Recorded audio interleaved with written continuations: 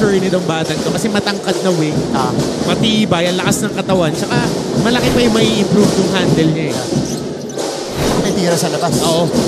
So, agaw ng Arellano, forward pass. T-Mac is on the move. T-Mac goes all the way. Takot yan sa Yokotan. Nico Aguilar. Ito wild card din tong Aguilar eh. High-end role player to. Maganda yung IQ niya pag naglalaro. T-Mac. Nabiyayaan sa ilalim. Parang si... Ito si Borromeo. Rosalin.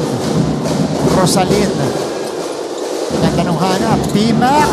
Hang time. Count it. And the foul for T-Mac Ungutan. Sa'yo, big man to eh. Big man to maglaro eh. Kita mo, alam niya kung saan siya kukuha ng mga puntos eh. Dun sa ilalim, pag nakabuelo. Wala rin kasi takot eh. Balik-balik yung tira. Ang takot eh. So, unless hindi tight dribble, ayun o, lagi may sumusundot, laging active. Ungutan. Ungutan scores! Good downhill drive by T-Mac Ungutan.